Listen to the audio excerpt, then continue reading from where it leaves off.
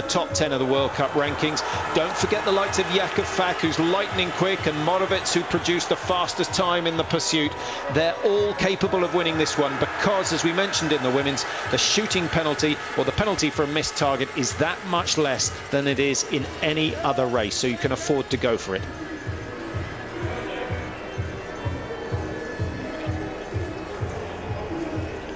"27,000 people have crammed into the stadium for the final event here in Novo Mesto. It's the men's mass start. Let's hope it's the climax that every single one of the fans have been expecting."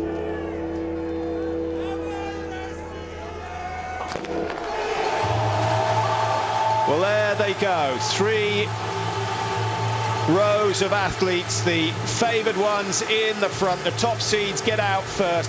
Jakub Fak has started very well for Slovenia, and down goes, don't tell me that's Šepulin who's gone down. I think actually it's Yevgeny Garanichev, who had a disaster yesterday in the relay, so his fortunes have gone from bad to worse. Svendsen caught up in, or is that Terje Bo? I think it's Terje Bo at the back of the field. Bo was getting caught up there with his teammate Bjorn Dahlen. Garanichev has stayed down a long time. Was he hurt? It was with his teammate that he got tangled. Not hurt, just the spirit. Yeah, memories of Frode Estel going down in the cross-country, I think it was Olympic Games, was it, where things happened. I think may have hurt his wrist, may have twisted his wrist in that little incident. We'll try and pick up on Garanichev later.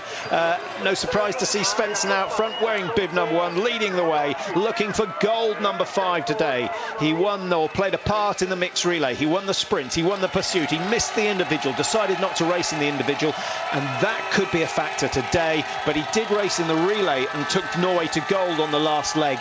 But compared to Fulkada, Mike, he's had an easy ride over the last 4 days. He has. When you take the 20-kilometre out of the equation, it's a huge difference in terms of recovery. And well, Svendsen didn't have to push quite as hard in the relay either when you compare that to Fulkada. I love the way that Bjorn Dahlen took the hill here way out on the left and passed about 10 people in the process. I think it's that Garanichev at the back, so he is all right. He's there. There's Andrea Henkel. She's got herself a share of both of the medals that Germany have won at this championship. Germany have never gone away with less than 3. It could well happen today. Russia are the worst they've ever been. They've got 1 bronze so far. They've been so close with Zaitseva, Mike. She's had, what, 3 fourths, 2 sixths, and I think she was down in 6th again today, or was it 5th? 5th today. So she's been so close to the podium every single time, but it hasn't quite worked out for her. I think if you look at her placings, her aggregate is pretty much up there, because normally if an athlete's getting 3rd, as we saw with the Shimarenkos, the next race they're down in 42nd. So Zaitseva has been fantastic here. There's Benny Vega for Switzerland with the little goatee beard that he's been sporting throughout the season so far. And there are lots of problems out there. The 2 men up front, Mike, are getting too much respect. Svendsen, Fulkada. If you ask the coaches who's going to win, they'll all name one or other of those 2. But if you ask the athletes, they'll say the same. I'm just getting the feeling they're all agreeing with our Russian colleague, who says the podium's very small when you can guarantee that the gold and silver have already gone. It seems to be the psychology of it that appears to be turning that way, but I have a feeling, can you keep producing mentally the big up to hit the targets? Can you keep producing mentally and physically the determination on the track? This is the 6th day out of 11. Oh, bad one. Is that Tim Burke? Well, it is. It is Tim Burke who's gone down, so he's now behind Garanichev, and going with him one of the Germans. I think it might have been Eric Lesser. I hope we see that. I hope we see that again, Patrick, because that's quite a drop-off. I hope Tim's rifle is all right. If he's hit that fencing, it may well have knocked his sights. Well, we'll find out for sure when it comes to the first shoot in the prone position through the tunnel, and you can see for yourselves that the speed a lot higher than it's been throughout the championship so far. That's because it's got a little bit warmer. There's a bit more moisture in the surface snow now, and so the surface is glazed, and I don't think that fall from Tim Burke is going to be the first one we see today. It's looking tough out there when it's so tightly packed. This race has taken a different personality, Patrick. Normally the first 3Ks in the mass starts are quite pedestrian, but Svendsen with the fresher legs, he didn't do the 20 kilometre, he's making them hurt out there, and I think that's a good strategy from Svendsen. Well, you know the first two. Jakub is the man in yellow. Just looking, is that Terje Boe tucked in behind Svendsen? Yes, it is. He's certainly a potential winner here today. And Norway with Svendsen, Bjørndalen, Boe and Labe Lund also in the team. A last chance for Bjørndalen maybe to get a World Championship gold? I think it is, but he's going to maybe stay on until 2016. But certainly today, Patrick, he's as relaxed as I've ever seen him before a race. He was easily talking. He feels very comfortable. That is a bad fault. Well, there were quite a few people involved, as you can see. One of the Swedes, that could be Lindström, who's got trouble with a missing pole. It's Hofer, in fact, the Italian. It's Hofer of Italy. It is Hofer of Italy. Well spotted. And the Austrians also with Landerting are getting tied up. So the pace at the front, although it's fairly fast, still not avoiding the problems on the steep uphills. You always get this concertina effect when you come from a downhill to a steep uphill, and I think that was probably part of the problem. I think going very wide on our right, his left, it was yes, Simon Fourcade. He jumped around everybody there to get first slot into the range. Anton Shapulin is the Russian at the front of the pack at the moment. You can just see him on the right of your screen wearing bib number 5. He took the bronze medal in the pursuit, Russia's only medal so far. Norway, I think, will be happy to see that all their men are in the leading 8. And we'll get some name checks in a moment. It's Martin Fourcade who leads the way down towards the stadium. Over the footbridge they go, and the men at the front have been in total control so far. Two mass starts so far this season. Birnbacher of Germany won the first in Pachuca, and Martin Fourcade won the second in Ruhpolding in some style. That was perhaps the race of the season so far as Fourcade is concerned, and he's really put the pace on coming in for the first shoot. What's he trying to do here, Mike? Well, I find that very surprising. He's sprinting into the range, Patrick. It's a different strategy. He does like to settle for longer than anyone on the map, so maybe he's trying to get 3 seconds ahead of the rest of them. I'm not sure that's going to pay off. We'll see. We'll see. I think he's probably trying to get the rest of the athletes thinking, and that certainly will have worked. Svendsen didn't take the bait, and he's just settled. He'll go into lane number 1, Svendsen. At 2 kilometres, some of the athletes, Schemp as far back as 55, Bauer 53, they were involved with some falling on the track. Now the wind, Mike, in lanes 1 through to 10 is blowing towards the athletes. And we're still missing Tim Burke, who took the fall, so he has lost some 20 seconds as a result of that. Now let's see how the shooting's going. Svendsen takes a long time to get the first target down. Landertinger of Austria is the first man to clear 5. Remember, a penalty loop for a miss, no minute added. Shapulin, Fak, Fourcade, Svendsen all go clear, and Tim Burke is left on lane number 3. And not the best start for the man who took the silver medal in the individual. That's really, really disappointing for Tim, but he's got a long way to go, and plenty of opportunities will come his way. Bjorn Ferry goes clear, Mike, a man who's performed well in these head-to-heads over the years. Bjorn Ferry loves this type of racing. He so often shoots so well. 19 is a bad day for him in this style of racing. Bjørndalen, I noticed, missed 1.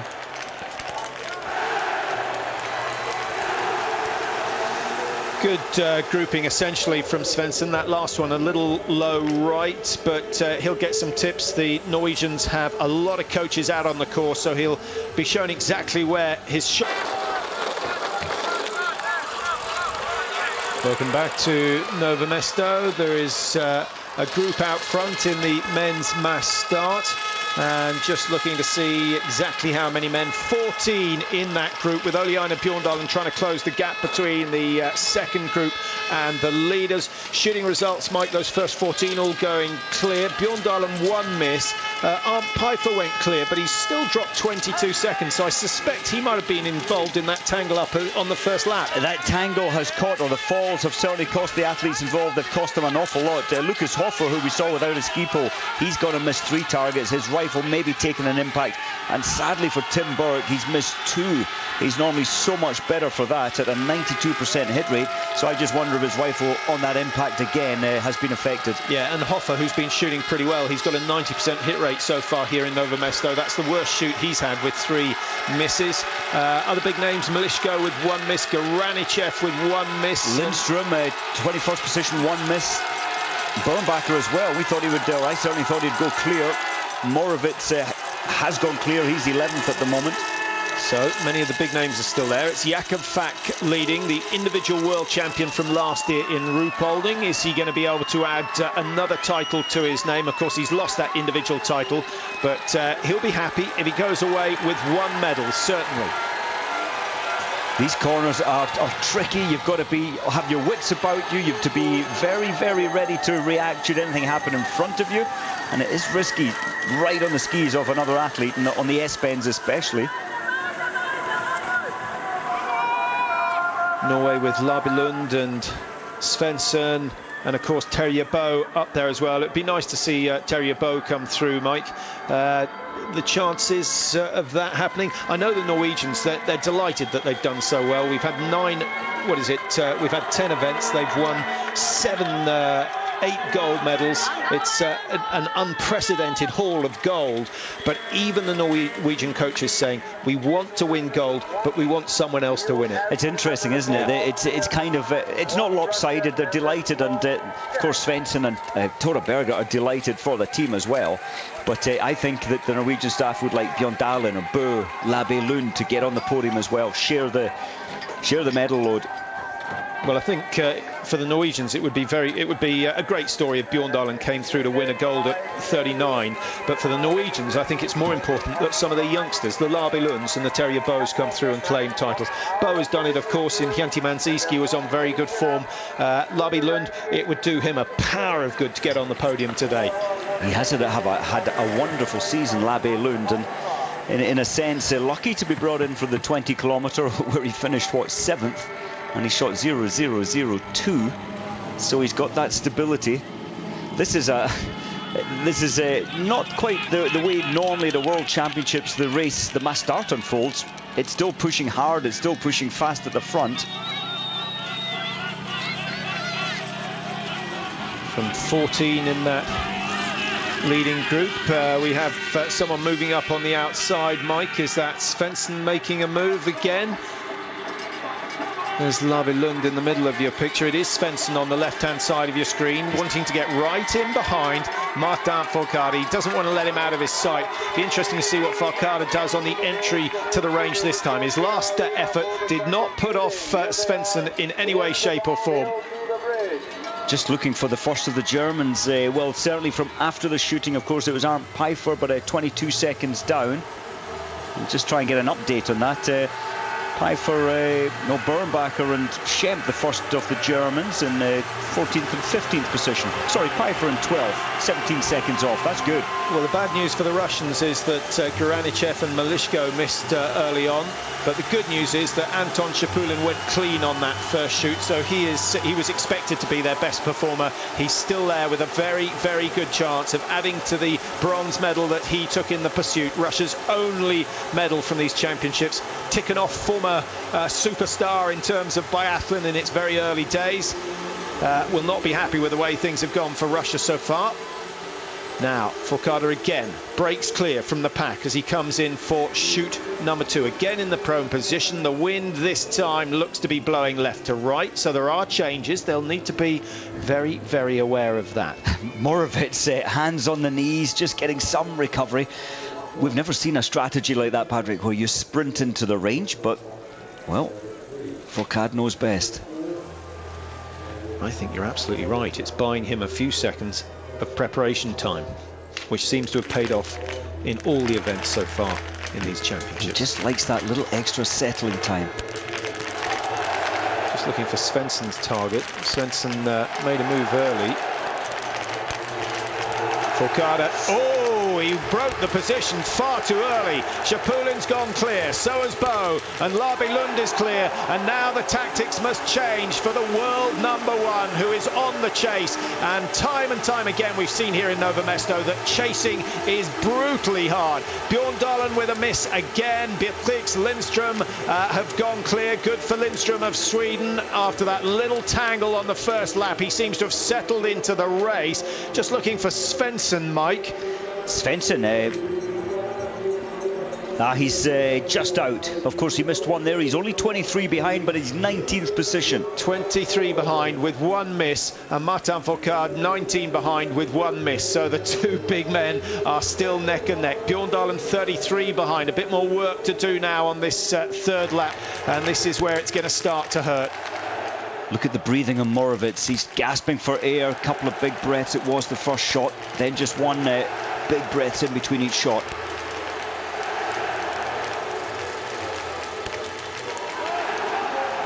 So Norway have both Lund and Terje Bo up the front. The Czechs are celebrating. 10 men have shot the perfect score so far in this, the final race of the Biathlon World Championships. Bjorn Ferry is still up there for Sweden in that leading group. We have Moravec of the Czech Republic, Burf of France, Legelik of Canada, who won the first World Cup of the season, or the first sprint of the season in Östersund. What a race that was. Anton Shapulin flying the Russian flag, and there will be so much pressure on him when it comes to the final shoot if he's still in contention. Landertinger is the best of the Austrians. Clement Bauer has had a sensational race so far, but I still wouldn't put too much money on him finishing in the top three, because he's really struggled in the standing position this season. Terje Bo, Lau Bailey of USA and Henrik Lund of Norway are the top three men coming out of the range. Things have changed a little as we come down towards the stadium for the third time. The amazing thing, we're not quite half distance yet, and there's only, well, Fak is in 23rd position. He's only 39 seconds, so anything can turn around. Fak could still even win this depending on what happens up the front and if he hits all the targets from now on. Absolutely. A couple of French suits in the background might be telling you that Martin Fourcade is pushing the pace. He has worked hard. He's the man in the red and yellow bib as the World Cup leader and the discipline leader. It's great to see Legelik in there as well. He's another one of those few that have shot 10 out of 10. Martin Fourcade's had to work hard on this loop, Mike, but he'll be delighted that he's still the last of the four Frenchmen. Fancy that. You would have got good odds on that. Burf, Bithix and Simon Fourcade all ahead of him at the moment. But the message, I think, Patrick, to the rest of the field here, including Svendsen, is that even if Fourcade misses one target, he can pull that time back almost in the next 3 kilometres. Yeah, but can he do it every time? I don't think so. I don't think anyone has proved that they're that strong so far at these championships. And I think the sensible people save a lot of energy for the last lap. Well, Fourcade and Svendsen might be employing different tactics here. Svendsen, just his facial expressions, and normally he's such a beast of a man, he can keep pushing through discomfort, but for me he looked pretty much pained. I wonder if he is feeling a little bit of that little cold that he had. He wouldn't be starting, I don't think, if he was. Well, the group of 8 has now grown to 12, 13, 14 back in contention, and the men at the front may pay the price of not pushing the pace, but it may go in their favour. We'll have to wait and see which way that turns out. Martin Fourcade is just slowly working his way through the group. He hasn't got a lot of space. Short, neat strides from 5th to 4th to 3rd to 2nd to 1st. He's now setting the pace. That's an extraordinary show of strength. We've never seen anyone who's able to go from 19th to 1st in the space of 2.5 and 2 3/4 of a kilometre. I still don't feel that is a wise thing to do, but as I say, he knows best. Yeah, he's playing games out there today, and when you're as good as he is, you can do that. Most others are just struggling. You could almost hear the sigh from the rest of the group when Fourcade went in front, because they all knew they were going to have to up the work rate. It's reminding me, Patrick, on the cross-country side of what Petter Northug does. He plays, he's so strong, he can just move around the pack with apparent ease. Unless it's just all a bit of psychology. Shoot number 3. Only 10 more targets to be hit in these World Championships, and for the 3rd time in succession, it is Martin Fourcade who leads the way into the stadium, down the back front, in front of the 27,000 fans that have turned up day after day to watch the races here. This time, though, there is no burst, certainly no acceleration going around the top corner. Martin Fourcade at the front has got to be feeling that pace change and taking 21 seconds out of the rest of them in that loop. Svendsen is about 120 metres behind, just going around the corner now, and he'll be down in certainly around lanes 15, 16. I'm not sure we're going to see Svendsen's target on the caption, but we'll try and let you know how he's getting on. Martin Fourcade will certainly feature, as he is in lane number 1, the world number 1, looking for gold number 2. 4 silvers, 1 gold to his name already. Terry Bow is rattling through the targets. There's a cheer for Moravits, who's gone and missed one. Fourcade took his time, but he can afford to. A miss for Schapulin and Landertinger. Beatrix Bauer had a disaster. Labi Lund has missed for the first time today. And Deris Emil of Ukraine, who was limbering up early this morning outside our hotel, has thrown 3 wide. And surely that puts him out of contention. And Bjorn Dahlen, it's not going to be a golden finish to the 2:13 championships, Mike. Another 2 misses from the great Norwegian. So sad to see that, but Bjorn Dahlen, I felt, was on a good one today. There's margins, and maybe after missing his 1 out of the first 5, 1 out of the second 5 prone, he's had to work there to pull his pace back. I have a feeling that Svendsen has gone clear. He has 0-1-0. Svendsen's got himself back into contention. He's only 6.7 seconds off the leaders. Well, which way is this one going to go? We now have a group of 6 out front, but only 11 seconds back is Erik Lesser. Lindstrom's 14. Moravits of the Czech Republic, 18 seconds back. He needs the perfect shoot on the final visit if he's going to contend for a medal, and he's certainly quick enough to do so.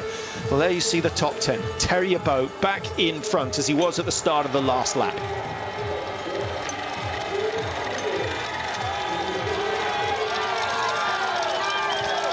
Tactics from Martin Fourcade this time round, Mike. He's taking a breather by his amazing standards. What an incredible biathlete in 3rd place, Martin. I think he's going to be tiring, Patrick. The change of pace to increase it by 21 seconds is massive. I'm not sure he'll be going to the front this time as he did, or attacking towards the front quite so soon. But Terje Bow comfortable. I'm so happy to see Lowell Bailey in there. He was playing his guitar last night, very relaxed, and he's not missed a target yet.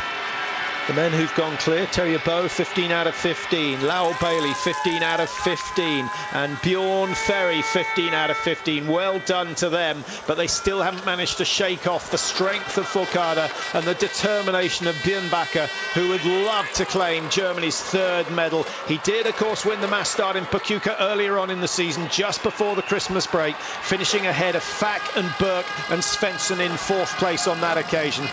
Svendsen still looks a little heavier than he has done so far in the championships, Mike, but he's in 5th and in with a chance. He's there, and he's thereabouts. When you look at Bernbacker's performance, Patrick, he's running at the same pace as Martin Fourcade, because he's missed 1 as well. What about Erik Lesser? That's a fantastic comeback. He was almost a dead man in the last 200 metres of the relay yesterday, but there he is, lying in 7th place, only 1 shot missed, 8.6 off the leaders. And look at that, 13th position, Landertinger, he's only 1 penalty loop. It's about 22 seconds of penalty loop.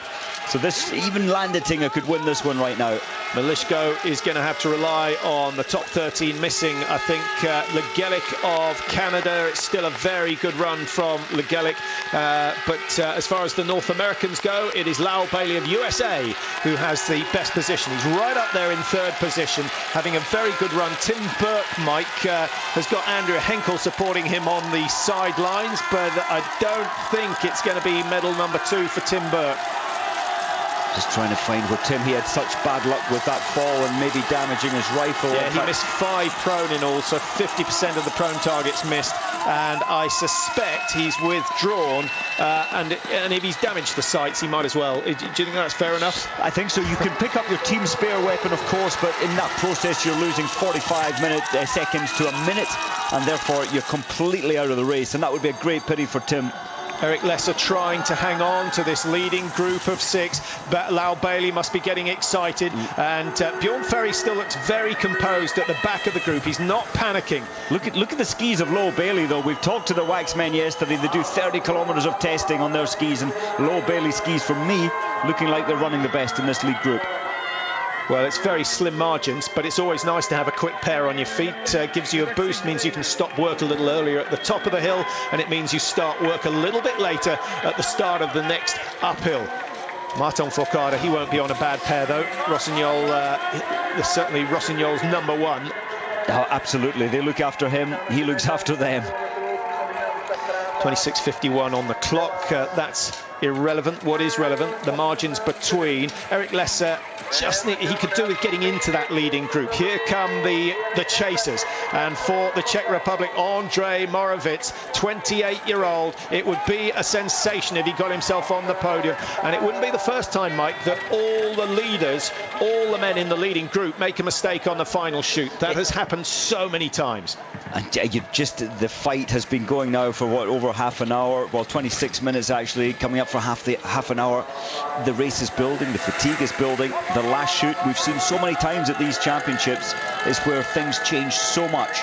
A group of 7 as they come down to the range. Is anyone going to have the nerve to go ahead of Forcada, who has claimed lane 1 on every shoot except for the first, where he had to go into lane number 2?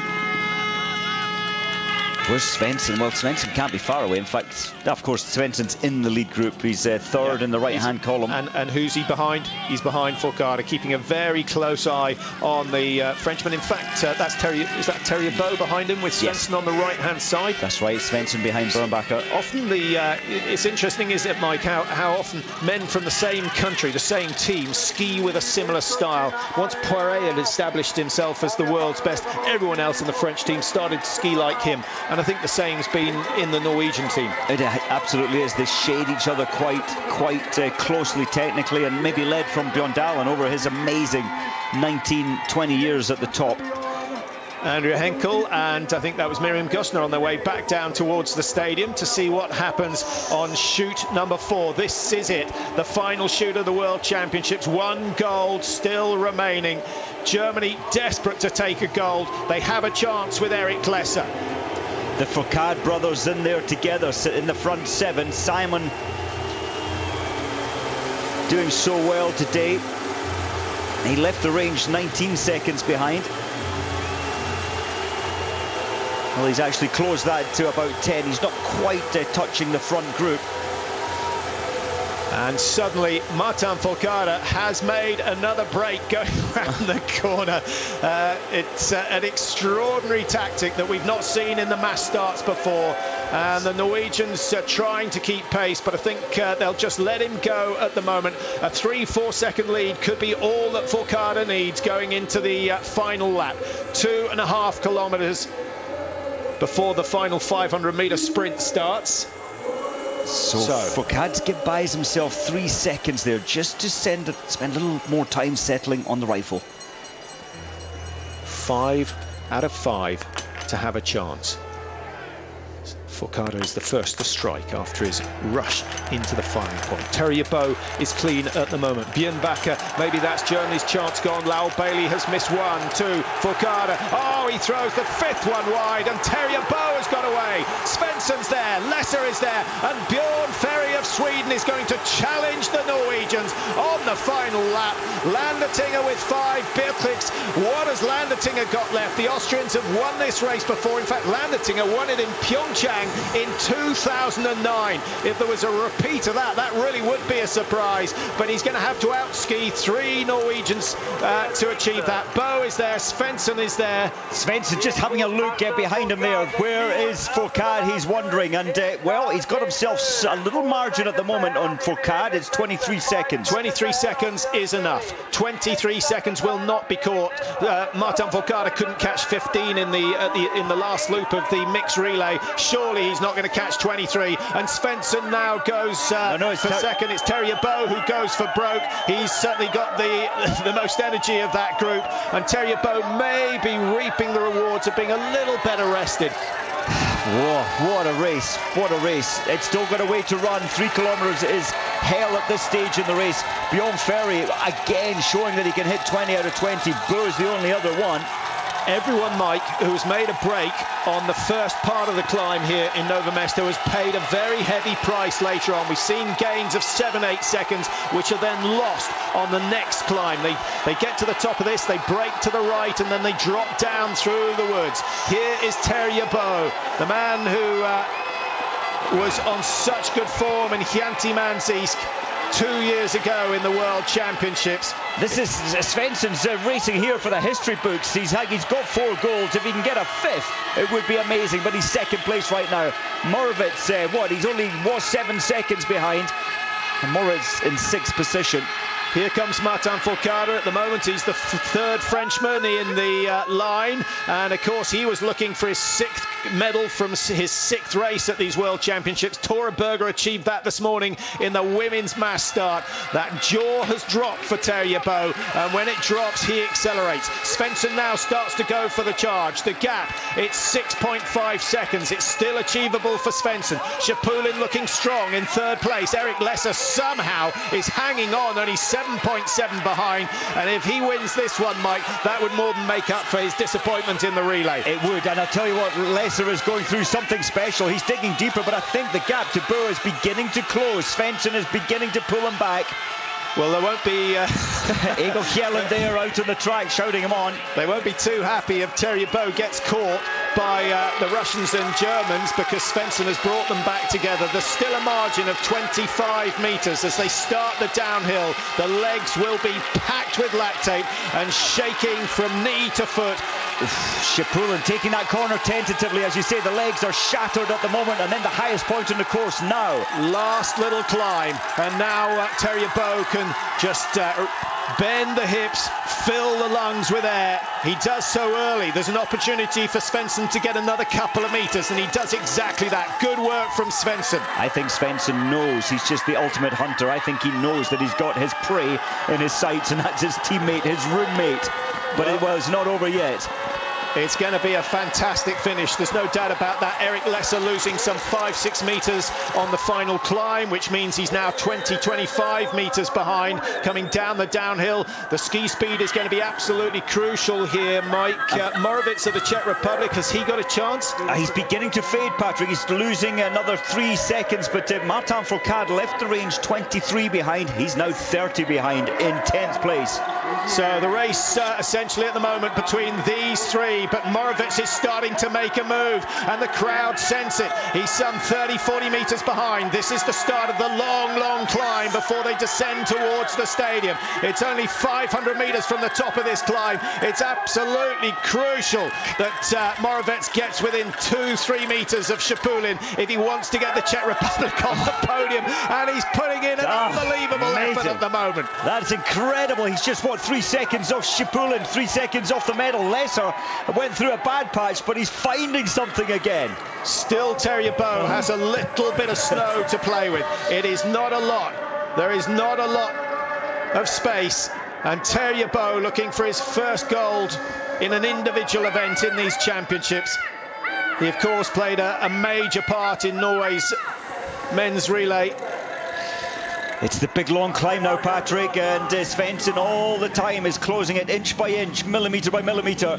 Yeah, you have to be concerned when someone goes so hard on the first climb. Terje Bo now knows he's just got to survive this one climb, and at the moment the V2 is showing that he is still strong. The tempo is high. There's a lot of work coming out of the legs, so it's going to be difficult to gain on Bo at this moment. Svendsen looks a little bit heavier. He does, and Bo knows that Svendsen is the fastest finisher in the world of biathlon, so he has to take the sting out of his legs on this climb. I think he's achieving it. Well, he's doing great work. Switches to the skate one just to keep the tempo going, keep the momentum going, and up around the top climb, Anton Schipulin's going to have a crack at Emil Hegle Svendsen and push Svendsen down into the bronze medal position. 4 golds, remember, already for Svendsen at these championships, and Moravec is still in there with a chance, but it's looking slim now. He's got to gain some 20 metres on Schipulin and Svendsen, and I don't think that's going to happen, but it will be a tremendous reception for Moravec when he comes into the stadium. Schipulin has done an amazing job. I'm not sure he's clear, but he's dying on his legs, but so is Svendsen.